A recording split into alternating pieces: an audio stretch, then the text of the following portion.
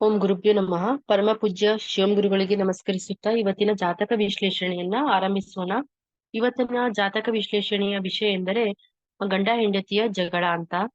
ಗಂಡ ಹೆಂಡತಿಯ ಜಗಳ ಅನ್ನೋದು ಒಂದು ಎಲ್ಲಾ ಕಡೆ ಅಂತ ನಡೆಯುತ್ತಾ ಇರುವಂತ ಅಥವಾ ಎಲ್ಲರ ಮನೆಯಲ್ಲೂ ಇರುವಂತಹ ಒಂದು ದೊಡ್ಡ ಸಮಸ್ಯೆ ಅಂತಾನೆ ಹೇಳ್ಬೋದು.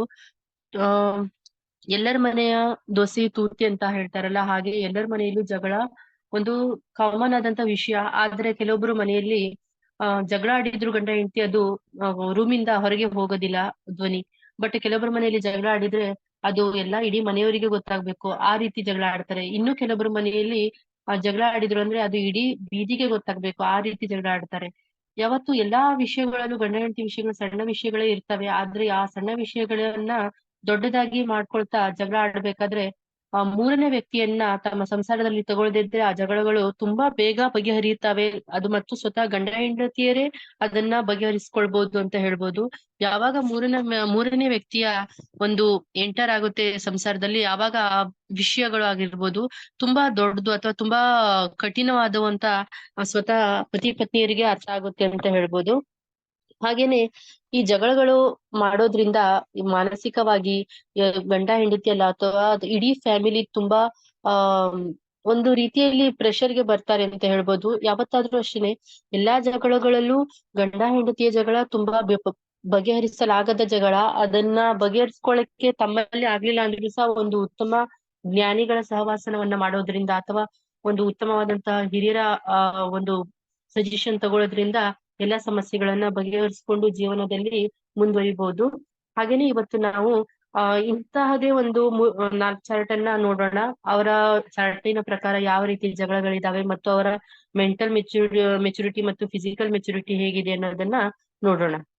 ಈ ಜಾತಕಸ್ಥರಲ್ಲಿ ಇವರು ದಂಪತಿಗಳಾಗಿದ್ದು, ಈ ಜಾತಕಸ್ಥರಲ್ಲಿ ಮೊದಲು ನಾವು ಗಂಡ ಹೆಂಡತಿಯ ಜಗಳ ನೋಡ್ಬೇಕಾದ್ರೆ ಗಂಡನ ಜಾತಕದಲ್ಲಿ ಶುಕ್ರರು ಯಾವ ಸ್ಥಾನದಲ್ಲಿ ಸ್ಥಿತವಾಗಿದ್ದಾರೆ ಮತ್ತು ಅದರ ತತ್ವ ಯಾವುದು ಅನ್ನೋದ್ರ ಮೇಲೆ ಮತ್ತು ಶುಕ್ರರಿಗೆ ಯಾವ ಯಾವ ಗ್ರಹಗಳ ಸಂಯೋಗ ಆಗ್ತಾ ಇದೆ ಅನ್ನೋದ್ರ ಮೇಲೆ ನಾವು ಒಂದು ಪತಿಯ ಜಾತಕದಲ್ಲಿ ನೋಡಿದ್ರೆ, ಹಾಗೂ ಪತ್ನಿಯ ಜಾತಕದಲ್ಲಿ ಮಂಗಳರಿಗೆ ಯಾವ ಯಾವ ಗ್ರಹಗಳ ಸಂಯೋಗ ಆಗ್ತಾ ಇದೆ ಮತ್ತು ಯಾವ ತತ್ವದಲ್ಲಿದ್ದಾರೆ ಅನ್ನೋದನ್ನ ನೋಡಿ ಅವರು ಜಗಳಗಳು ಹೇಗಿದ್ದಾವೆ ಮತ್ತು ಅವರು ಯಾವ ರೀತಿಯಾಗಿ ನಡ್ಕೊಳ್ತಾರೆ ಪರಸ್ಪರ ಅಂತ ಹೇಳಿ ತಿಳ್ಕೊಬಹುದು.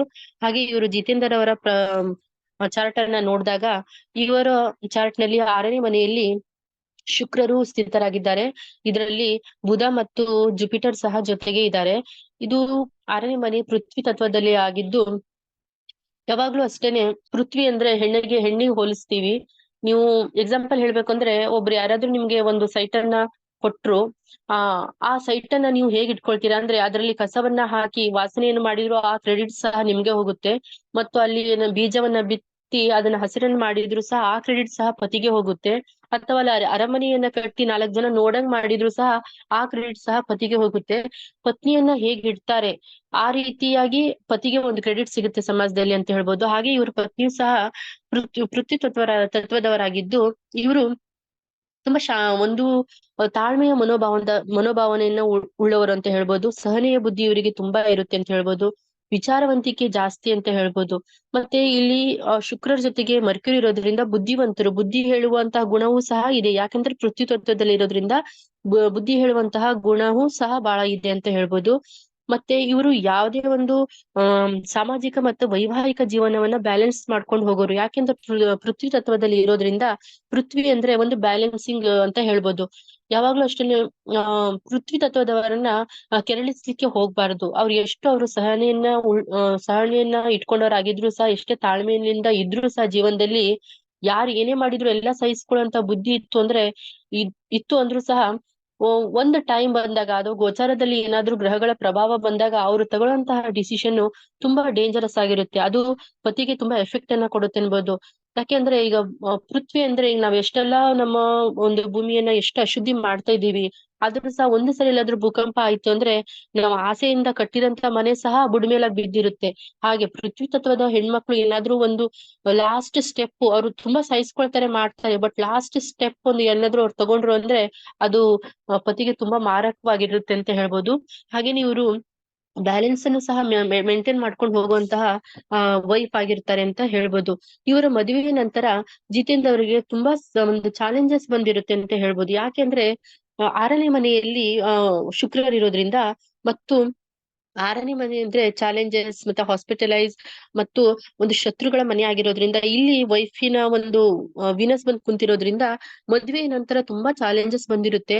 ಅದನ್ನ ಜಿತೇಂದರ್ ಅವರು ತುಂಬಾ ಬುದ್ಧಿವಂತಿಕೆಯಿಂದ ಬಗೆಹರಿಸ್ಕೊಂಡಿರ್ತಾರೆ, ಅಥವಾ ಆಮ್ ಅವರ ಪತ್ನಿಯು ಸಹ ಆ ಪತಿಗೆ ಒಂದು ಸಪೋರ್ಟ್ ಆಗಿ ತಮ್ಮ ಬುದ್ಧಿವಂತಿಕೆಯಿಂದ ಅಥವಾ ಒಂದು ಉತ್ತಮ ಮಾತಿನಿಂದ ಬಗೆಹರಿಸ್ಲಿಕ್ಕೆ ಒಂದು ಸಪೋರ್ಟ್ ಅನ್ನು ಮಾಡಿರ್ತಾರೆ ಅಂತ ಹೇಳ್ಬೋದು.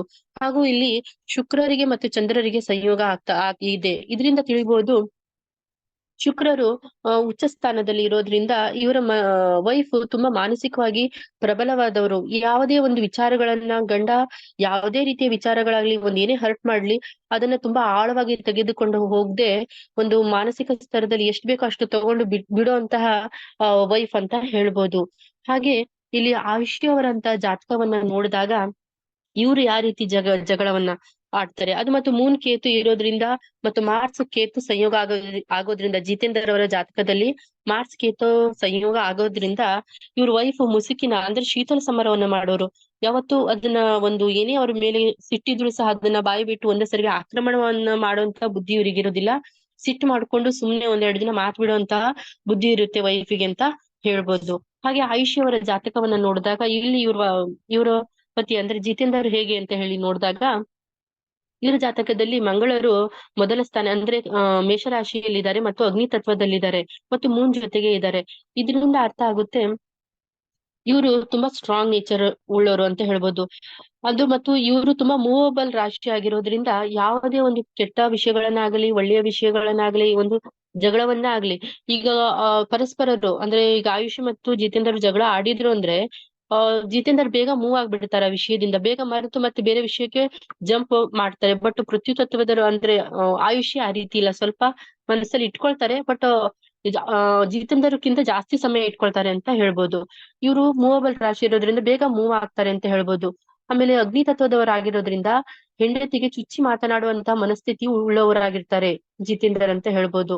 ಹಾಗೆ ತುಂಬಾ ಪ್ರಶ್ನೆ ಕೇಳೋರು, ಎಲ್ಲದಕ್ಕೂ ರೀಸನ್ ಬೇಕು ಅಂತ ಹೇಳ್ತಾರೆ, ರೀಸನ್ ಹುಡುಕ್ತಾರೆ. ಈಗ ಉದಾಹರಣೆಗೆ ಹೇಳ್ಬೇಕು ಅಂದ್ರೆ ಆಯುಷ್ ಈಗ ತಾಯಿ ಮನೆಗೆ ಹೊರಟ್ರು ಅಂದ್ರೆ ಯಾಕೆ ಹೋಗ್ತೀಯಾ, ಏನ್ ಕೆಲ್ಸ ಇದೆ, ಯಾವಾಗ ಬರ್ತೀಯಾ, ಇಷ್ಟ ದಿನಕ್ಕೆ ವಾಪಸ್ ಬರ್ಬೇಕು, ಈ ಟೈಮಿಗೆ ಬರ್ಬೇಕು, ಈ ರೀತಿ ಎಲ್ಲಾ ಕಟ್ಪಾಡುಗಳನ್ನ ಹಾಕಿ ಕಳ್ಸೋರು. ಇಷ್ಟು ಈಸಿಯಾಗಿ ಈಗ ಸಂಸಾರದಲ್ಲಿ ಇಷ್ಟು ಈಸಿಯಾಗಿ ಅವರು ಸದಸ್ಯರನ್ನ ಈಸಿಯಾಗಿ ಫ್ರೀಯಾಗಿ ಬಿಡುವಂತ ಮನಸ್ಥಿತಿ ಇಲ್ಲ. ಅಗ್ನಿ ತತ್ವದವ್ರು ಎಲ್ಲರ ಮೇಲೂ ಒಂಥರ ಕಂಟ್ರೋಲ್ ಅನ್ನ ಹಿಡ್ಕೊಳಕ್ಕೆ ಹೋಗ್ತಾರೆ ಅಂತ ಹೇಳ್ಬೋದು. ಮತ್ತೆ ಮಾರ್ಕ್ಸ್ ಸನ್ ಜೊತೆಗೆ ಸಂಯೋಗ ಇರೋದ್ರಿಂದ ತುಂಬಾ ಮುಂಗೋಪಿಗಳಾಗಿರ್ತಾರೆ ಮತ್ತೆ ಅಹಂಕಾರಿಗಳಾಗಿರ್ತಾರೆ. ಮತ್ತು ವೈಫ್ ಏನೇ ಕ್ವಶನ್ ಮಾಡಿದ್ರು ಅವ್ರಿಗೆ ಇಷ್ಟ ಆಗೋದಿಲ್ಲ. ಯಾವಾಗ ಆಯುಷಿ ಕ್ವಶನ್ ಮಾಡ್ತಾರೋ ಇವರಿಗೆ ಒಂಥರ ಈಗೋ ಹರ್ಟ್ ಆಗುತ್ತೆ ಅಂತ ಹೇಳ್ಬೋದು.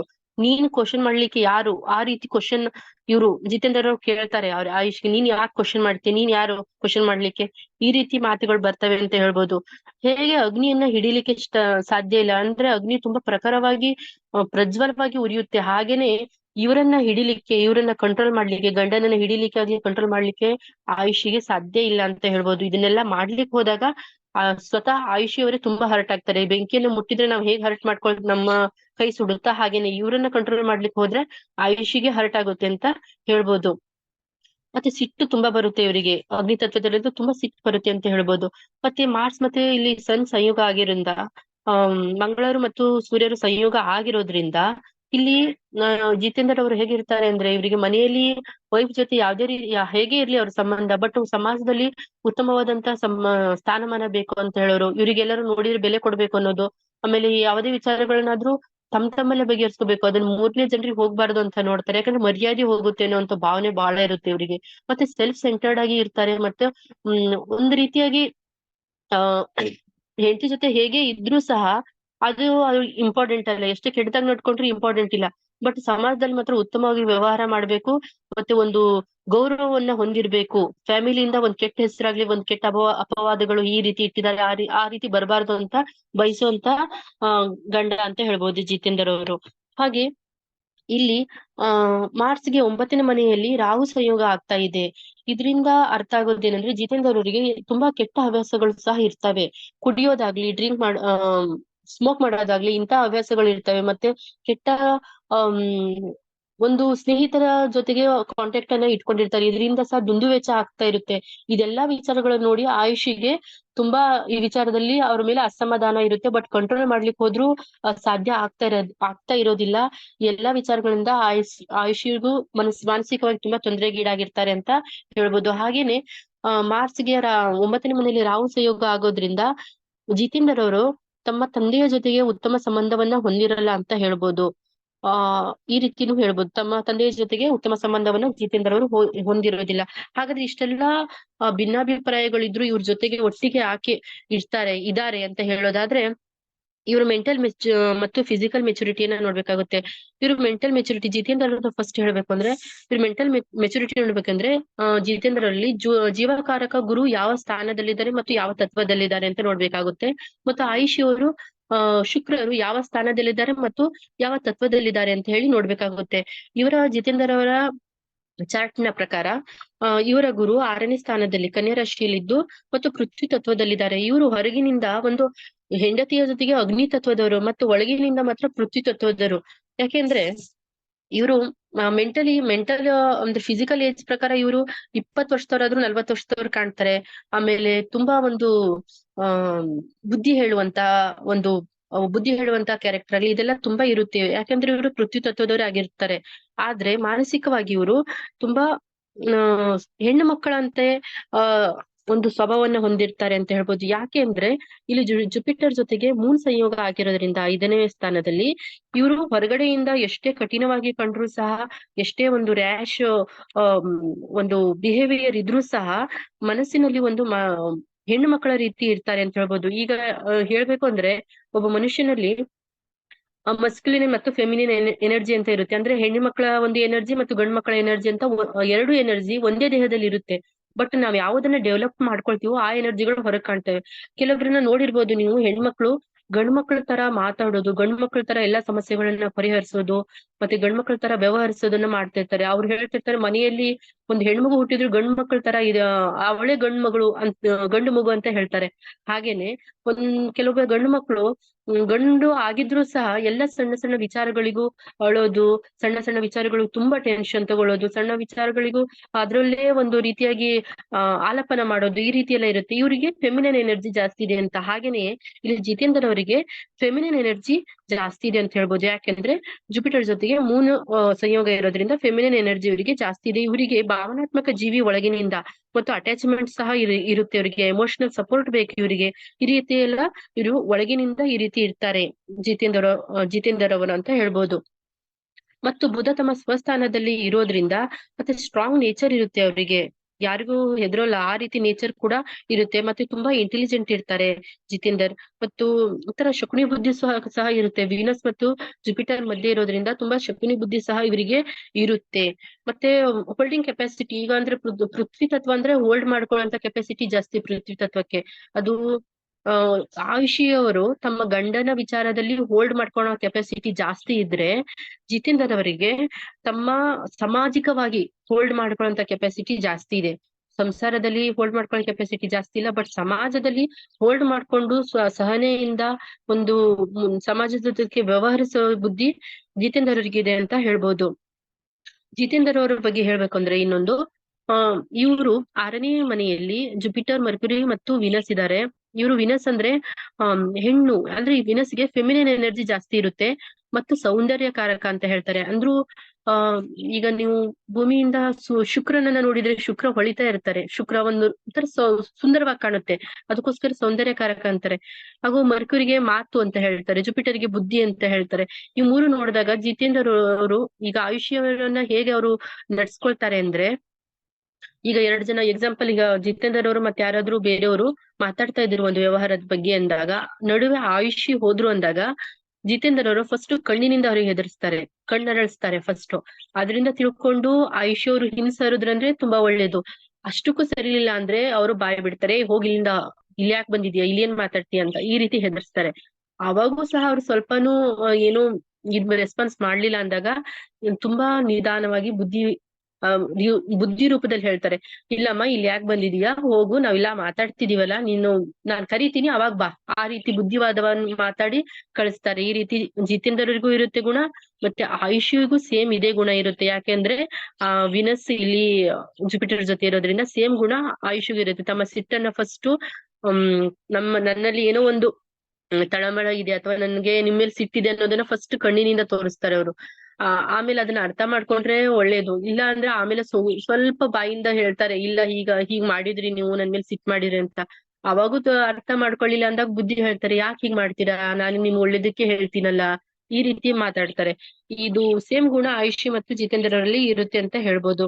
ಮತ್ತೆ ಜಿತೇಂದರ್ ಅವರು ಕೃತಿ ತತ್ವದಲ್ಲಿ ಇರೋದ್ರಿಂದ ಇವರಿಗೆ ಸಮಾಜದಲ್ಲಿ ಫಾಲೋವರ್ಸ್ ಇರ್ತಾರೆ, ಮತ್ತೆ ಸಮಾಜದೊಂದಿಗೆ ಒಂದು ಟ್ರಸ್ಟ್ ಇಟ್ಕೊಂಡು ಹೋಗೋರಾಗಿರ್ತಾರೆ. ಮತ್ತು ಫ್ರಂಟ್ ಲೈನ್ ಅಲ್ಲಿ ಇವ್ರು ಬಂದಿರ್ತಾರೆ, ಒಂದು ಸಮಾಜಕ್ಕೆ ಬೇಕಾಗಿರುವಂತ ವ್ಯಕ್ತಿ ಕೂಡ ಆಗಿರ್ತಾರೆ ಅಂತ ಹೇಳ್ಬೋದು.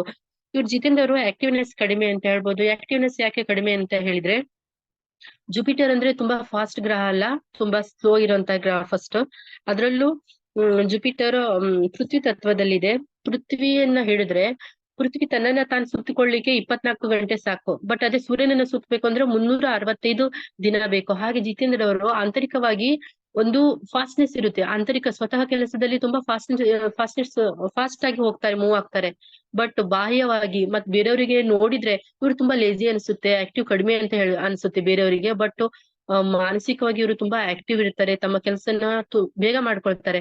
ಉದಾಹರಣೆಗೆ ಹೇಳ್ಬೇಕಂದ್ರೆ, ಈಗ ಆಯುಷಿ ಅವರು ಏನಾದ್ರು ಒಂದ್ ಕೆಲಸವನ್ನ ಹೇಳಿದ್ರೆ ಅದನ್ನ ಮಾಡ್ಲಿಕ್ಕೆ ಇವರು ತುಂಬಾ ಟೈಮ್ ಅನ್ನು ತಗೊಳ್ತಾರೆ, 1 ದಿನ 2 ದಿನ ತಗೊಳ್ತಾರೆ. ಬಟ್ ಅವ್ರದೇ ಸ್ವತಃ ಕೆಲಸ ಇತ್ತು ಅಂದಾಗ ಫಾಸ್ಟ್ ಆಗಿ ಹೋಗಿ ಮಾಡ್ಕೊಂಡು ಬಂದ್ಬಿಡ್ತಾರೆ. ಆ ರೀತಿ ಗುಣವುಳ್ಳವರು ಜಿತೇಂದರ್ ಆಗಿರ್ತಾರೆ ಅಂತ ಹೇಳ್ಬೋದು.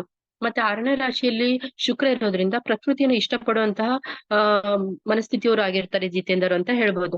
ಹಾಗಾದ್ರೆ ಆಯುಷಿಯರ ಜಾತಕವನ್ನ ನೋಡಿದಾಗ, ಇಲ್ಲಿ ಆಯುಷಿಯ ಜಾತಕದಲ್ಲಿ ಶುಕ್ರರು ಸಹ ಪೃಥ್ವಿ ತತ್ವದಲ್ಲೇ ಇದ್ದಾರೆ.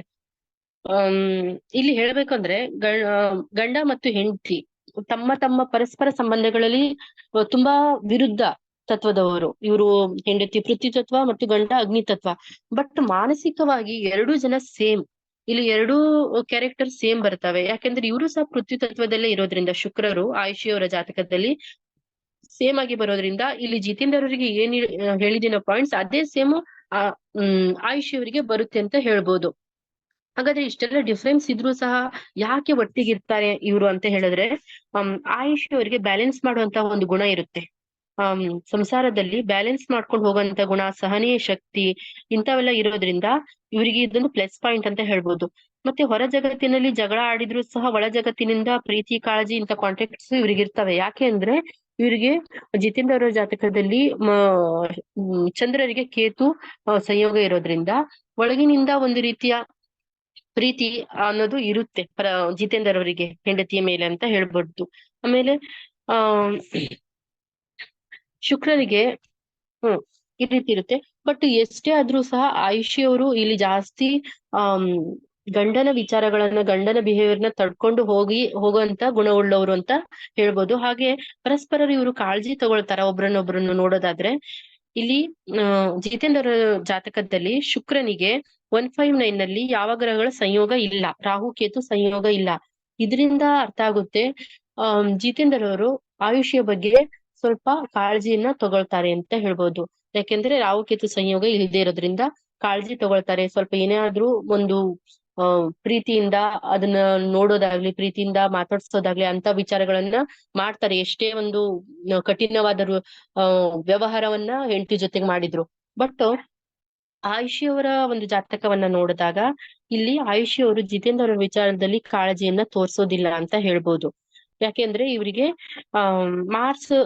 ಮಾರ್ಚ್ಗೆ ರಾಹು ಸಂಯೋಗ ಆಗಿದೆ 9ನೇ ಮನೆಯಲ್ಲಿ. ಅದಕ್ಕೋಸ್ಕರ ಜಿತೇಂದ್ರ ಅವ್ರ ಬಗ್ಗೆ ಇವರು ಕಾಳಜಿಯನ್ನ ತೋರ್ಸೋದಿಲ್ಲ ಅಂತ ಹೇಳ್ಬೋದು. ಹಾಗೇನೆ ಎಕ್ಸ್ಟ್ರಾ ಪಾಯಿಂಟ್ಸ್ ಹೇಳೋದಾದ್ರೆ, ಇಲ್ಲಿ ಜುಪಿಟರ್ ಆಯುಷ್ಯ ಒಂದು ಜಾತಕದಲ್ಲಿ ಜುಪಿಟರ್ ವಕ್ರ ಇದ್ದಾರೆ. ಇವ್ರು ಎಷ್ಟೋ ಸರಿ ಯೋಚನೆ ಮಾಡಿರ್ಬೋದು, ಇವ್ರ ಜೊತೆಗೆ ನಾನು ಸಂಸಾರ ಮಾಡಬಾರ್ದು ಅಥವಾ ಇವರಿಗೆ ಡಿವೋರ್ಸ್ ಮಾಡ್ಬೇಕು, ಇಂಥವೆಲ್ಲ ವಿಚಾರಗಳು ಆಯುಷಿ ಅವರ ಮನಸ್ಸಿನಲ್ಲಿ ತುಂಬಾ ಬಂದಿರುತ್ತೆ ಅಂತ ಹೇಳ್ಬೋದು. ಆದ್ರೆ ಅದನ್ನ ಎಲ್ಲಾ ಬ್ಯಾಲೆನ್ಸ್ ಮಾಡ್ಕೊಂಡು ಹೋಗುವಂತ ಬುದ್ಧಿ, ಒಂದು ಮಾನಸಿಕ ಸ್ಥೈರ್ಯ ಇರೋದ್ರಿಂದ, ಒಂದು ವಿನಸ್ಗೆ ಸಂಯೋಗದಲ್ಲಿ ಮೂನ್ ಇರೋದ್ರಿಂದ ಜಿತೇಂದ್ರ ಜಾತಕದಲ್ಲಿ ಮಾನಸಿಕ ಸ್ಥೈರ್ಯ ಇರೋದ್ರಿಂದ ಐಶಿ ಅವರು ಅಂತ ಸ್ಟೆಪ್ ಅನ್ನ ತಗೊಂಡಿರಲ್ಲ. ಬಟ್ ಎಷ್ಟೋ ನಡುವೆ ಸ್ವಲ್ಪ ಬಿಟ್ಟು ಒಂದ್ ತಾಯಿ ಮನೆಗೆ ಹೋಗಿ ಇದ್ದು ಬರೋದು ಇಂಥವೆಲ್ಲ ಮಾಡಿರ್ತಾರೆ ಅಂತ ಹೇಳ್ಬೋದು. ಮತ್ತೆ ಐಶ್ವರ್ಯ ಜಾತಕದಲ್ಲಿ ತುಂಬಾ ಚಾನ್ಸಸ್ ಇದೆ ಇವ್ರು ಡಿವೋರ್ಸ್ ತಗೊಳ್ಳಂತಹ ಒಂದು ಚಾನ್ಸಸ್ ತುಂಬಾ ಇದೆ ಅಂತ ಹೇಳ್ಬೋದು. ಬಟ್ ಅದು ಆಗಿರಲ್ಲ. ಮತ್ತು ಜಿತೇಂದ್ರ ಅವ್ರ ಜಾತಕದಲ್ಲೂ ಸಹ ಸ್ಯಾಟರ್ನ್ ವಕ್ರಿದೆ ಮತ್ತು ಕೇತು ಸಂಯೋಗ ಆಗ್ತಾ ಇದೆ. ಇವರಿಗೂ ಸಹ ಅಂತವೆಲ್ಲ ಭಾವನೆಗಳು ಬಂದಿರ್ತವೆ. ಬಟ್ ಅಂತ ಒಂದು ರೂಢ್ ಆಗಿ ಒಂದು ಡಿಸಿಷನ್ ತಗೊಳ್ದಂಗೆ ಇಬ್ರು ಹೊಂದಾಣಿಕೆ ಮಾಡ್ಕೊಂಡು ಹೋಗ್ತಿರ್ತಾರೆ ಅಂತ ಹೇಳ್ಬೋದು. ಮತ್ತು ಇವರು ಮತ್ತೆ ಇಲ್ಲಿ ಜುಪಿಟರ್ ಇವರಿಗೂ ವಕ್ರಿ ಇದೆ, ಇವರಿಗೆ ಸ್ಯಾಟರ್ನ್ ವಕ್ರಿ ಇದೆ. ಜುಪಿಟರ್ ವಕ್ರಿ ಇದ್ರೆ ಒಂದು 8 ವರ್ಷದವರೆಗೂ ಆಯುಷಿ ಅವರಿಗೆ ಗಂಡನ ಜೊತೆಗೆ ಹೊಂದಾಣಿಕೆ ಮಾಡ್ಕೊಳ್ಳೋದು ತುಂಬಾ ಕಷ್ಟವಾಗಿರುತ್ತೆ. ಅವರಿಗೆ ಆ 8 ವರ್ಷದಲ್ಲಿ ಇಂತ ಯೋಚನೆಗಳೆಲ್ಲ ತುಂಬಾ ಬಂದಿರ್ತವೆ. ಡಿವೋರ್ಸ್ ಮಾಡ್ಕೋಬೇಕು, ಬಿಟ್ಟು ಹೋಗ್ಬೇಕು, ಬೇಡ, ಈ ರೀತಿ ಯೋಚನೆಗಳೆಲ್ಲ ತುಂಬಾ ಬಂದಿರ್ತವೆ ಆಯುಷಿ ಅವರಿಗೆ. ಇದು ಬಟ್ ಆಗಿರಲ್ಲ ಅವರಿಗೆ.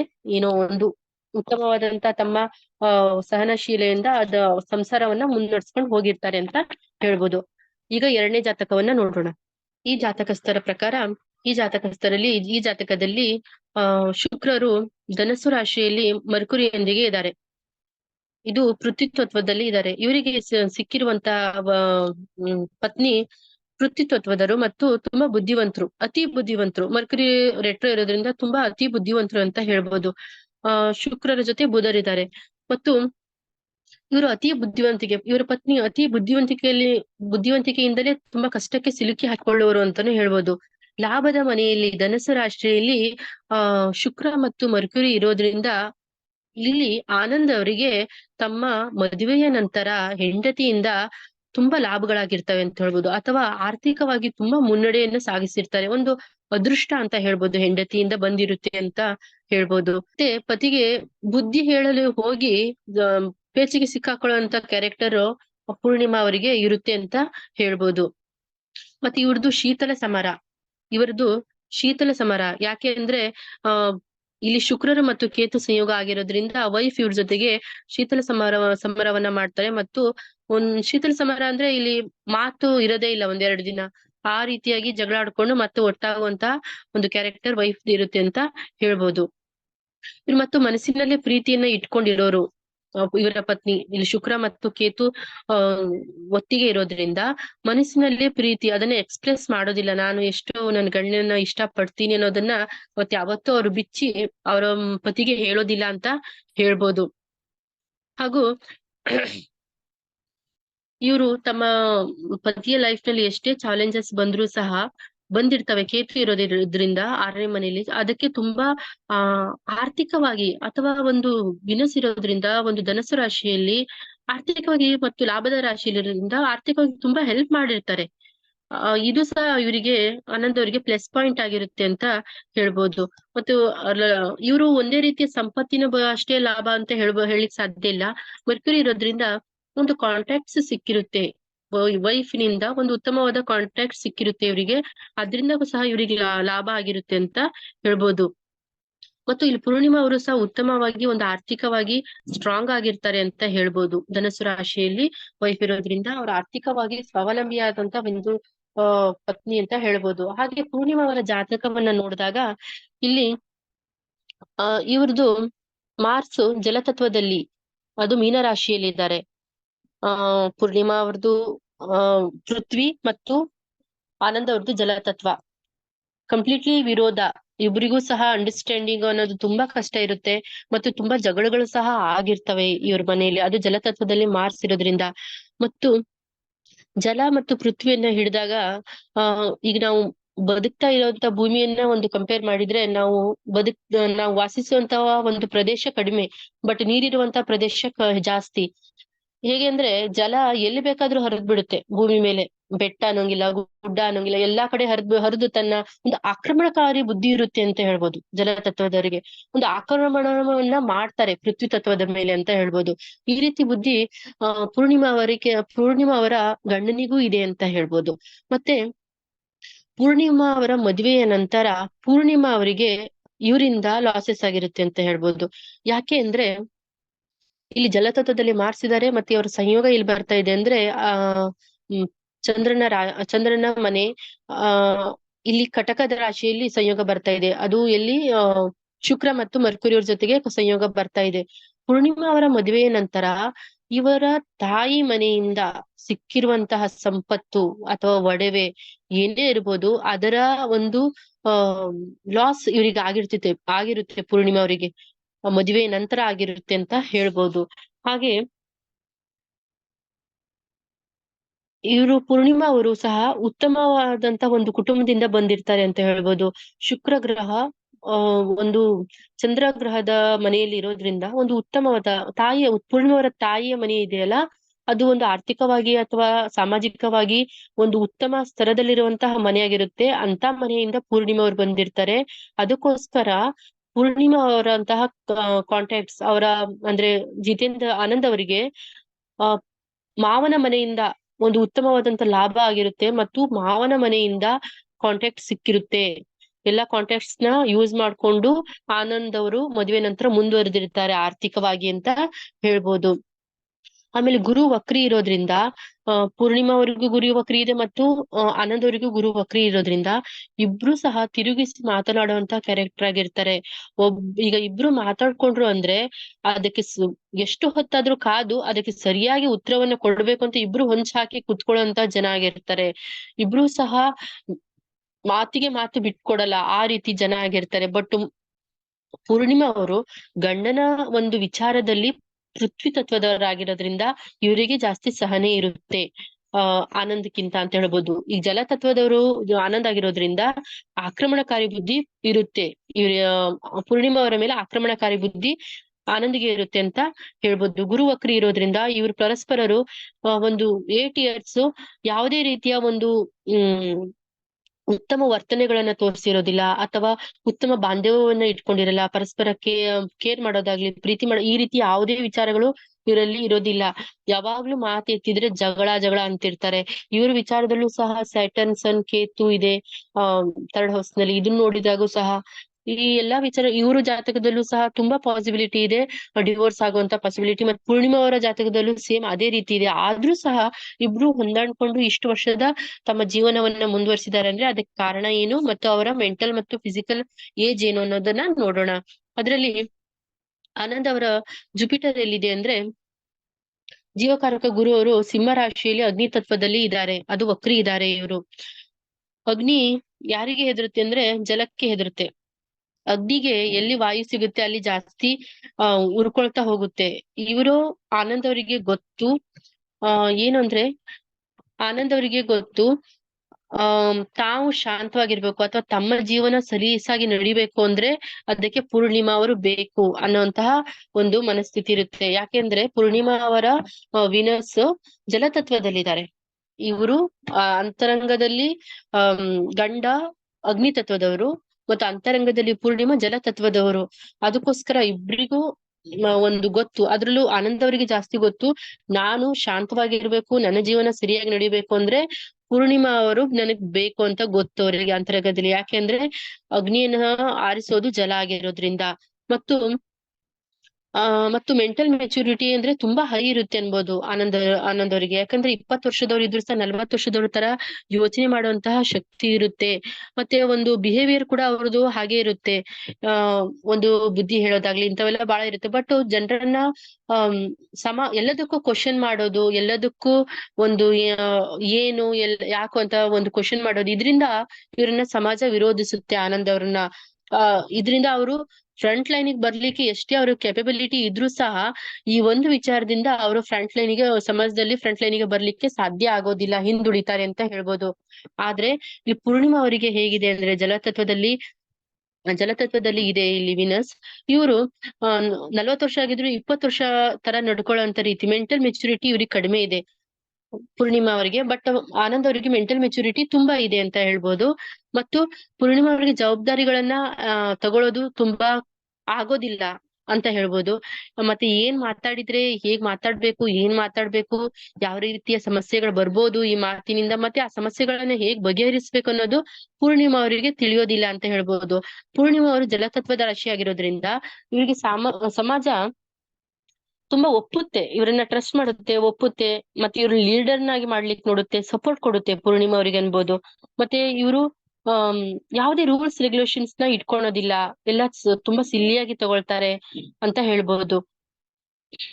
ಮತ್ತೆ ಇವರಿಗೆ ಮೂಡ್ ಸ್ವಿಂಗ್ಸ್ ಅನ್ನೋದು ತುಂಬಾ ಇರುತ್ತೆ, ಆತಂಕಗಳು ಸಹ ತುಂಬಾ ಆಗ್ತಾ ಇರ್ತವೆ ಅಂತ ಹೇಳ್ಬೋದು. ಇವರು ಅಟ್ಯಾಚ್ಮೆಂಟ್ ಬಹಳ ಇರುತ್ತೆ ಪೂರ್ಣಿಮಾ ಅವರಿಗೆ ಆನಂದ್ ಮೇಲೆ ಅಂತ ಹೇಳ್ಬೋದು. ಯಾಕೆಂದ್ರೆ ಶುಕ್ರ ಮತ್ತು ಶುಕ್ರರು ಶುಕ್ರರ ಸ್ಥಾನದಿಂದ 9ನೇ ಸ್ಥಾನ ಹೋದ್ರೆ ಮಾರ್ಸ್, ಅದು ಗಂಡನ ಇಲ್ಲಿ ಇವರು ಆನಂದ್ ಅವರು ಬರ್ತಾರೆ. ಇವರು ತಮ್ಮ ಯಾವುದೇ ಒಂದು ಫಸ್ಟ್ ಚಂದ್ರನ ಸ್ಥಾನದಲ್ಲಿರೋದ್ರಿಂದ, ವೀನಸ್ ಅದು ಫೆಮಿನೈನ್ ಎನರ್ಜಿ ಜಾಸ್ತಿ ಇರೋದ್ರಿಂದ ತುಂಬಾ ಭಾವನಾತ್ಮಕ ಜೀವಿಯಾಗಿರ್ತಾರೆ. ತುಂಬಾ ಅಟ್ಯಾಚ್ಮೆಂಟ್ ಬೇಕು, ಮತ್ತೆ ಎಮೋಷನಲ್ ಸಪೋರ್ಟ್ ಬೇಕು ಪೂರ್ಣಿಮಾ ಅವರಿಗೆ. ಅವಾಗ ಸಿಗೋದು ಯಾರು ಅಂದ್ರೆ 9ನೇ ಮನೆಗೆ ಹೋದ್ರೆ ಮತ್ತು ಗಂಡನೇ ಸಿಗೋದು. ಇವರು ಏನೇ ಮಾಡಿದ್ರು ಸಹ, ಏನೇ ತಮ್ಮ ಜಗಳ ಇರ್ಲಿ ಏನೇ ಇರ್ಲಿ, ಲಾಸ್ಟ್ ಇವ್ರು ಒಪ್ಕೊಂಡು ಮತ್ತೆ ಒಬ್ರ ಹತ್ರ ಹೋಗ್ತಾರೆ ಅಂದ್ರೆ ಅದು ಅವ್ರ ಗಂಡನೇ ಆಗಿರ್ತಾರೆ. ಅದಕ್ಕೋಸ್ಕರ ಪೂರ್ಣಿಮಾ ಅವ್ರಿಗೆ ಇದೊಂದು ಪ್ಲಸ್ ಪಾಯಿಂಟ್. ಅವರು ಇಷ್ಟು ವರ್ಷ ಅವರ ಒಂದು ದಾಂಪತ್ಯ ಜೀವನವನ್ನ ಯಶಸ್ವಿಯಾಗಿ ನಡ್ಸ್ಕೊಂಡು ಹೋಗಿದ್ದಾರೆ ಅಂದ್ರೆ ಇದೇ ಅವರ ಪ್ಲಸ್ ಪಾಯಿಂಟ್ ಅಂತ ಹೇಳ್ಬೋದು. ತುಂಬಾ ಫ್ಯಾಮಿಲಿ ಅಡಿಕ್ಟ್ ಆಗಿರ್ತಾರೆ ಅಂತ ಹೇಳ್ಬೋದು. ಯಾಕಂದ್ರೆ ಚಂದ್ರನ ಸ್ಥಾನದಲ್ಲಿ ಶುಕ್ರ ಇರೋದ್ರಿಂದ ತುಂಬಾ ಅವರು ಫ್ಯಾಮಿಲಿಗೆ ಅಡಿಕ್ಟ್ ಆಗಿರ್ತಾರೆ. ಮತ್ತು ಇಲ್ಲಿ ಚಂದ್ರ ಅಂದ್ರೆ ಭಾವನಾತ್ಮಕ, ಮತ್ತೆ ತಾಯಿ ಅಂತ ಬರ್ತಾರೆ. ಈ ಎಲ್ಲಾ ನೇಚರು ಪೂರ್ಣಿಮಾರಲ್ಲಿ ಇರೋದ್ರಿಂದನೇ ತುಂಬಾ ಫ್ಯಾಮಿಲಿಗೆ ಅಡಿಕ್ಟ್ ಆಗಿರ್ತಾರೆ. ಮತ್ತೆ ಯಾವಾಗ ಈಗೋ ಹರ್ಟ್ ಆಯ್ತು, ತುಂಬಾ ಸಿಡಿದೇಳಂತ ಮನಸ್ಥಿತಿಯು ಸಹ ಇವರಿಗೆ ಇರುತ್ತೆ ಅಂತ ಹೇಳ್ಬಹುದು. ಮತ್ತೆ ಇಲ್ಲಿ ಆನಂದ್ ಅವ್ರದ್ದು ನೋಡಿದ್ರೆ, ಆನಂದ್ ಅವರು ಜುಪಿಟರ್ ಇಲ್ಲಿ ಆನಂದ್ ಅವರು ಸಹ ಲೀಡರ್ಶಿಪ್ ಗುಣ ಎಲ್ಲ ಇರುತ್ತೆ, ಬಟ್ ಸೆಲ್ಫ್ ಸೆಂಟರ್ಡ್ ಇರ್ತಾರೆ. ಅಗ್ನಿ ತತ್ವದವರು ಅಂತ ಹೇಳ್ಬೋದು. ಸೆಲ್ಫಿಶ್ನೆಸ್ ಕೂಡ ಇರುತ್ತೆ. ಸನ್ ರಾಶಿಯಲ್ಲಿ ಅಂದ್ರೆ ಸೂರ್ಯನ ರಾಶಿಯಲ್ಲಿ ಜುಪಿಟರ್ ವಕ್ರಿ ಇರೋದ್ರಿಂದ ಸಮಾಜದಲ್ಲಿ ಸ್ಥಾನಮಾನ, ಮರ್ಯಾದೆ ಈ ರೀತಿಯ ವಿಚಾರಗಳಲ್ಲೂ ಸಹ ಆನಂದ್ ಅವರು ತುಂಬಾ ಯೋಚನೆ ಮಾಡ್ತಾರೆ. ಇದು ಸಹ ಒಂದು ಸಂಸಾರ ಮುನ್ನಡೆಸ್ಕೊಂಡು ಹೋಗ್ಲಿಕ್ಕೆ ಪ್ಲಸ್ ಪಾಯಿಂಟ್ ಆಗಿರುತ್ತೆ ಅಂತ ಹೇಳ್ಬೋದು. ಇಷ್ಟೆಲ್ಲಾ ಭಿನ್ನಾಭಿಪ್ರಾಯಗಳಿದ್ರು ಇವ್ರು ಯಾಕೆ ಜೊತೆಗಿರ್ತಾರೆ ಅಂದ್ರೆ, ಪೂರ್ಣಿಮಾ ಅವರ ಫಸ್ಟ್ ಒಂದು ಪಾಯಿಂಟ್ ಹೇಳ್ಬೇಕು ಅಂದ್ರೆ ಅಟ್ಯಾಚ್ಮೆಂಟ್, ಭಾವನಾತ್ಮಕ ಜೀವಿ. ಮತ್ತೆ ಈ ರೀತಿ ಎಲ್ಲ ಇರೋದ್ರಿಂದ ಪೂರ್ಣಿಮಾ ಅವರು ಗಂಡನ ಜೊತೆಗೆ ಅಟ್ಯಾಚ್ಮೆಂಟ್ ನಲ್ಲಿ ಇರ್ತಾರೆ. ಮತ್ತು ಇವರು ಆರ್ಥಿಕವಾಗಿ ಸ್ವಾವಲಂಬಿ ಆಗಿರ್ತಾರೆ ಅಂತ ಹೇಳ್ಬೋದು. ಸನ್ ಸ್ಯಾಟರ್ನ್ ಎಲ್ಲ ಜೊತೆಗೆ ಇದ್ದಾರೆ. ಆರ್ಥಿಕವಾಗಿ ಸ್ವಾವಲಂಬಿ ಇರುತ್ತೆ. ಮತ್ತೆ ತಂದೆ ಮನೆಯಿಂದ ಒಂದು ಉತ್ತಮವಾದಂತಹ ಒಂದು ಸಂಪತ್ತು ಇದ್ರೂ ಸಹ ಅದರಿಂದನೂ ಸಹ ಅವರು ಆರ್ಥಿಕವಾಗಿ ಸ್ವಾವಲಂಬಿ ಆಗಿರ್ತಾರೆ ಅಂತ ಹೇಳ್ಬೋದು. ಹಾಗೆ ಇಲ್ಲಿ ಆನಂದ್ ಅವ್ರು ನೋಡಿದ್ರೆ ಸನ್ ನೇಚರ್ ಇರೋದ್ರಿಂದ, ಅಂದ್ರೆ ಒಂದು ಫ್ಯಾಮಿಲಿ ಓರಿಯೆಂಟೆಡ್ ಇರೋದ್ರಿಂದ, ಮತ್ತು ಒಂದು ಮರ್ಯಾದೆ ಸಮಾಜದಲ್ಲಿ ಅನ್ನೋದ್ರಿಂದ, ಇದು ಎಲ್ಲಾ ವಿಚಾರಗಳಿಂದ ಅವರು ಪೂರ್ಣಿಮಾ ಅವರ ಏನೇ ತಪ್ಪುಗಳಿದ್ರು ಏನೇ ಇದ್ರು ಅದನ್ನ ಸುಧಾರಿಸ್ಕೊಂಡು ಪೂರ್ಣಿಮಾ ಅವ್ರ ಜೊತೆ ಜೀವನ ಮಾಡಿರ್ತಾರೆ ಅಂತ ಹೇಳ್ಬೋದು. ಮತ್ತು ಇಲ್ಲಿ ಶುಕ್ರ ಮತ್ತು ಬುಧರು ಧನಸ್ಸು ರಾಶಿಯಲ್ಲಿದ್ದಾರೆ ಆನಂದ್ ಅವರ ಜಾತಕದಲ್ಲಿ. ಆ ಇದರಿಂದ ಇವರ ಒಳಗಿನ ನೇಚರ್ ಅಗ್ನಿ ಮತ್ತು ಜಲ ಆಗಿರೋದ್ರಿಂದ ಆನಂದ್ ಅವರಿಗೆ ಗೊತ್ತು, ಹೆಂಡತಿ ಇದ್ರೆ ನಾನ್ ಸರಿ ಇರ್ತೀನಿ ಅಂತ. ಈ ಒಂದು ಎಕ್ಸ್ಪೆಕ್ಟೇಷನ್ ಇರೋದ್ರಿಂದ ಸಹ ಆನಂದರು ಸುಮ್ನೆ ಇರ್ತಾರೆ. ಮತ್ತು ಇನ್ನೊಂದ್ ಹೇಳ್ಬೇಕು ಅಂದ್ರೆ, ಒಂದು ಆರ್ಥಿಕವಾಗಿ ಮುಂದಿರೋದ್ರಿಂದ ವೈಫ್, ಇದರಿಂದನೂ ಸಹ ಇವರಿಗೆ ಸ್ವಲ್ಪ ಲಾಭ ಆಗಿರುತ್ತೆ ಅಂತ ಹೇಳ್ಬೋದು. ಹಾಗಾದ್ರೆ ಇವ್ರು ಒಬ್ರನ್ನೊಬ್ರನ್ನ ಕೇರ್ ಮಾಡ್ತಾರ ಅಂತ ಹೇಳಿ ನೋಡೋದಾದ್ರೆ, ಮತ್ತೆ ಈ ಪೂರ್ಣಿಮಾ ಅವ್ರ ಜಾತಕವನ್ನ ನೋಡೋದಾದ್ರೆ, ಇಲ್ಲಿ ಇವರು ಯಾವ ರೀತಿಯ ಒಂದು ಕೇರಿಂಗ್ ನೇಚರ್ ಇರೋದಿಲ್ಲ ಆನಂದ್ ಅವ್ರ ಬಗ್ಗೆ. ಇಲ್ಲಿ ಯಾವುದೇ ರಾಹು 9ನೇ ಮನೆಯಲ್ಲಿ ರಾಹು ಸಂಯೋಗ ಆಗುತ್ತೆ ಪೂರ್ಣಿಮಾ ಅವರಿಗೆ. ಅದಕ್ಕೋಸ್ಕರ ಇವರಿಗೆ ಯಾವುದೇ ರೀತಿಯ ಕೇರಿಂಗ್ ನೇಚರ್ ಇರೋದಿಲ್ಲ ಗಂಡನ ಬಗ್ಗೆ. ಅಷ್ಟಕ್ಕಷ್ಟೇ ಇರ್ತಾರೆ, ಇವರು ಕೇರ್ ಮಾಡೋದಿಲ್ಲ ಅಂತ ಹೇಳ್ಬೋದು. ಹಾಗೆ ಆನಂದ್ ಅವ್ರದ್ದು ಇದ್ರ ನೋಡಿದಾಗ ಇವರು ಜುಪಿಟರ್ ಇಂದ ಯಾವುದೇ ರೀತಿಯ ರಾಹು ಮತ್ತು ಕೇತುಗಳ ಸಂಯೋಗ ಇಲ್ಲ. ಅದಕ್ಕೋಸ್ಕರ ಇವರು ಪೂರ್ಣಿಮಾ ಅವ್ರನ್ನ ಕೇರ್ ಮಾಡ್ತಾರೆ. ಪೂರ್ಣಿಮಾ ಅವ್ರ ಬಗ್ಗೆ ಕೇರ್ ತಗೊಳ್ಳೋದಾಗ್ಲಿ ಈ ರೀತಿ ಬುದ್ಧಿ ಇರುತ್ತೆ. ಮತ್ತು ಇವ್ರಿಗೆ ಪೂರ್ಣಿಮಾ ಅವ್ರಿಗೂ ಸಹ ಇವರು ತಮ್ಮ ಮನಸ್ಸಿನಲ್ಲೇ ಪ್ರೀತಿ ಮಾಡುವಂತ ಗುಣ ಸಹ ಆನಂದ್ ಅವರಿಗೂ ಇರುತ್ತೆ ಅಂತ ಹೇಳ್ಬೋದು. ಪೂರ್ಣಿಮಾ ಅವರ ಇನ್ನೊಂದು ಕೊನೆಯ ಒಂದು ಅಂಶ ಹೇಳೋದಾದ್ರೆ, ಪೂರ್ಣಿಮಾ ಅವರಿಗೆ ಒಂದು ಭಯ ಇರುತ್ತೆ. ಯಾಕೆಂದ್ರೆ ಮಾರ್ಸ್ ಮೀನರಾಶಿಯಲ್ಲಿ ಜಲತತ್ವ ರಾಶಿಯಲ್ಲಿ ಇರೋದ್ರಿಂದ, ಮತ್ತು ಇದು 12ನೇ ಮನೆ ಅಂದ್ರೆ ಒಂದು ಲಾಸಸ್ ಹೌಸ್ ಅಂತ ಹೇಳ್ಬೋದು. ಅದ್ರಲ್ಲಿ ಗಂಡ ಬಂದಿರೋದ್ರಿಂದ ಇವ್ರಿಗೆ ಪೂರ್ಣಿಮಾ ಅವರಿಗೆ ಭಯ ಇರುತ್ತೆ. ನಾನು ಜೀವನದಲ್ಲಿ ನನ್ನ ಗಂಡನನ್ನ ಕಳ್ಕೊಳ್ಬಿಡ್ತೀನೇನೋ ಅನ್ನೋ ಭಯ ಯಾವಾಗ್ಲೂ ಇವರಲ್ಲಿ ಇರುತ್ತೆ ಅಂತ ಹೇಳ್ಬೋದು. ಇದಿಷ್ಟು ಇವತ್ತಿನ ಜಾತಕ ವಿಶ್ಲೇಷಣೆಯಾಗಿದ್ದು, ಇಷ್ಟು ಸಮಯವನ್ನು ನೀಡಿದಂತಹ ಶಿವಂ ಗುರುಗಳಿಗೂ ಮತ್ತು ಆ ಆ ಶಿವಂ ಗುರುಗಳು ಮತ್ತು ಟೀಮ್ಗೂ ನಾನು ವಂದಿಸುತ್ತಾ ಈ ಜಾತಕ ವಿಶ್ಲೇಷಣೆ ಇಲ್ಲಿಗೆ ಮುಗಿಸ್ತಾ ಇದ್ದೀನಿ. ಧನ್ಯವಾದಗಳು.